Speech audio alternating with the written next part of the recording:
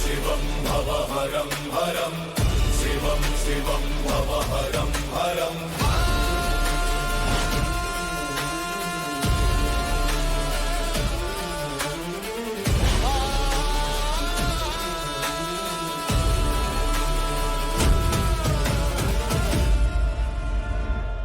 शिवं शिवं పెద్దమ్మా పెద్దనాన్న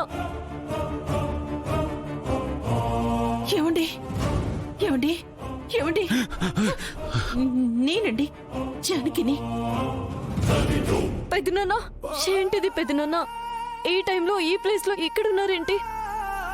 ఏమండి ఉదయం నుంచి ఇక్కడే ఉన్నారు, ఇంటికి వెళ్దాం పదండి.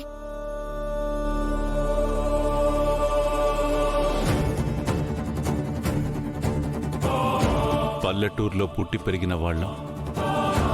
పగలు రాత్రి మాకు తేడా ఉండదమ్మా.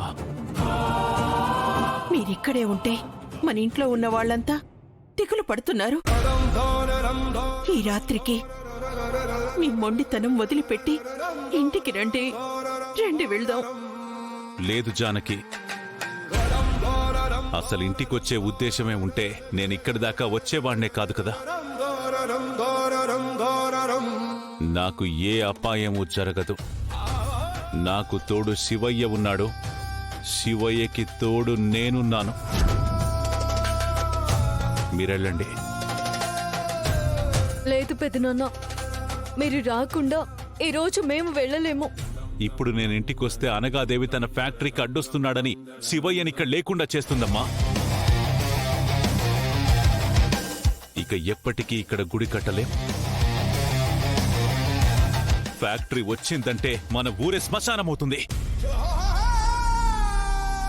నా ఊరిని నేను కాపాడుకోవాలంటే నేనిక్కడ ఉండాల్సిందే. అది కాదండి. అనుకున్నది సాధించాలంటే పోరాటాలు, త్యాగాలు తప్పవు జానకి.